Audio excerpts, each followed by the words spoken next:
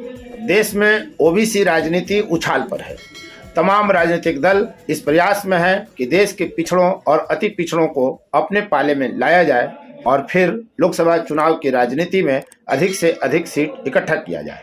सवाल यह है कि अति पिछड़े और पिछड़े की स्थिति को लेकर बिहार सरकार ने जो जातीय सर्वे किया उसकी स्थिति क्या है और केंद्रीय स्तर पर इसकी स्थिति क्या है। जरासंध की जयंती पर जाति सर्वेक्षण और अति पिछड़ों की स्थिति पर एक सेमिनार का आयोजन किया जाता है और उसमें चंद्रवंशी चेतना मंच के निशांत राज पोल खोल कर रख देते हैं कि पिछड़ों और अति पिछड़ों को लेकर क्या राजनीति हो रही है और उन्होंने केंद्र सरकार से एक बड़ी मांग की है। तो पूरी मांग क्या है और उसका क्या लाभ होगा, क्यों मांग रहे हैं वो निशांत राज। जाति से चंद्रवंशी हैं और अति पिछड़ों में सबसे अधिक संख्या अभी चंद्रवंशी समाज की मानी जाती है। उन्होंने तथ्य आंकड़ों के साथ अपनी बात रखी और यह बिहार के तमाम लोगों को जिनको भी राजनीति में रुचि है, जाति की राजनीति में रुचि है, पिछड़े अति पिछड़े की राजनीति में रुचि है, उनको यह वीडियो जरूर देखना चाहिए। तो आप देख रहे हैं फोर्थ व्यूज और मैं उपेंद्र कश्यप। देखिए कि निशांत राज ने क्या क्या कहा और कैसे राज्य सरकार और केंद्र सरकार की उन्होंने बखिया उधेड़ कर रख दी है। हमारा विषय है जातिगत सर्वेक्षण और अति पिछड़ा वर्ग की स्थिति। बिहार में जातिगत सर्वेक्षण हुआ है, आपको पता होगा, जिसमें हमारी संख्या मतलब अति पिछड़ा वर्ग की संख्या की जानकारी हमारी संख्या 36%। इसके पहले 33%, 35%, 32% अंदाजा लगाता था। तो मतलब डेटा नहीं था सरकार के पास हमारी संख्या एग्जैक्ट है कितनी। बार बार आयोग बनते रहता है। सबसे पहला आयोग बना कर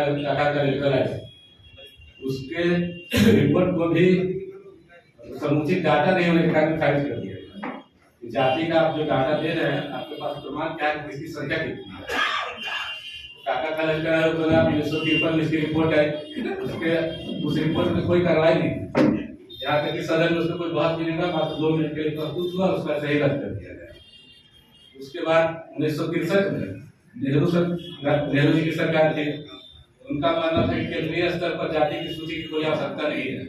जब जाति की सूची की आवश्यकता ही नहीं है तो फिर आरक्षण कैसे मिलेगा आपको। बहुत लंबा समय तक आरक्षण पिछड़ा वर्ग को नहीं मिला।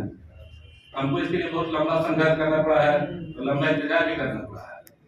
तब जाके जब 1977 के करीब जब जनता पार्टी का आंदोलन हुआ, सरकार बदली, तो मोरारजी भाई देसाई जब सरकार में उन्होंने कहा था कि हम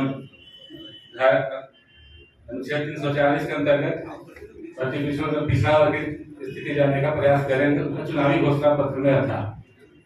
जब उनकी सरकार बनी तो एक आयोग का गठन किया गया बीपी मंडल की अध्यक्षता में, जिसको आप मंडल के नाम से जानते हैं।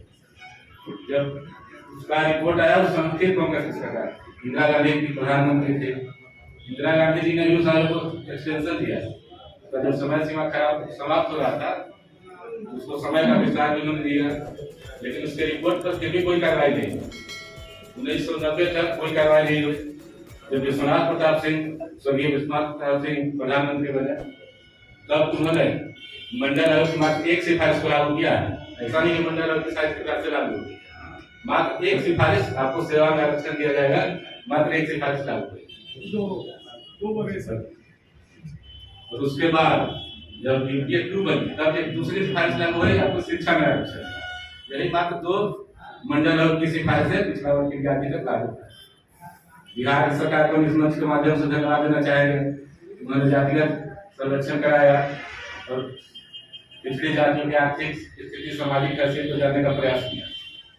अभी तक जो बहाना बन रहा था सरकार के पास, हमारे पास डाटा नहीं, अब तो डाटा है, उस हिसाब से बिहार में आरक्षण की बढ़ोतरी हुई है।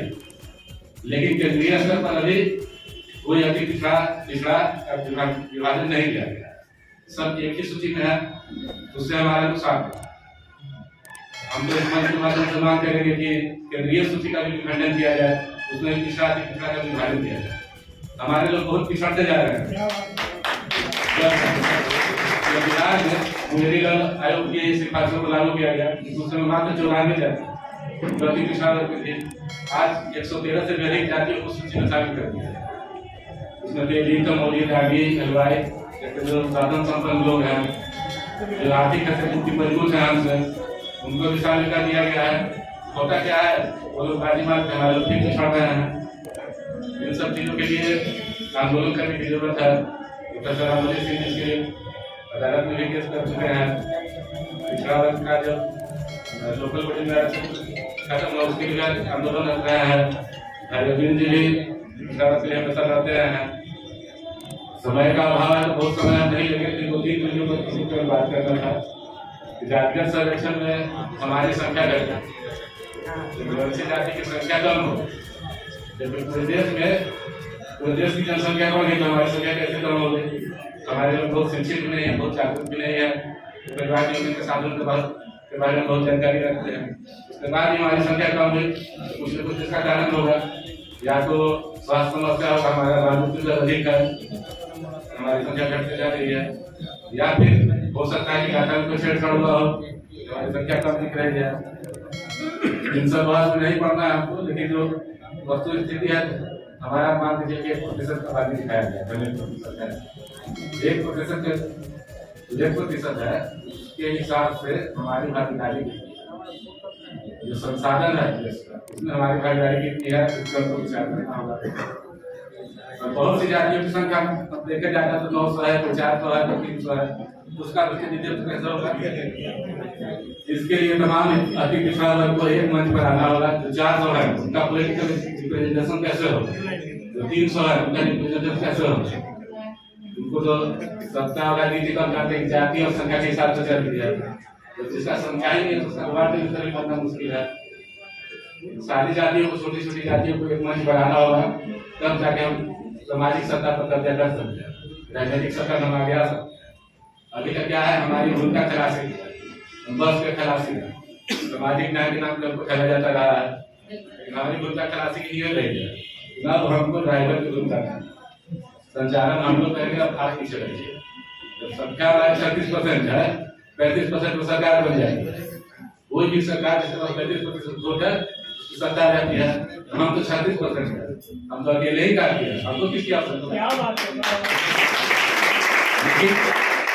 एकजुटता का जो अभाव है, सबसे बड़ा अभाव है कि हम लोग एकजुट नहीं है। आज आप लोग एकजुट हो जाइएगा, हम दावा करते हैं कि आने वाले समय में अति पिछड़ों की सरकार होगी, केंद्र में इसलिए बहुत समय नहीं जानना जानना है, इसलिए बातों के साथ विश्राम देते हैं। फोर्थ व्यूज, चौथा विचार, बाकी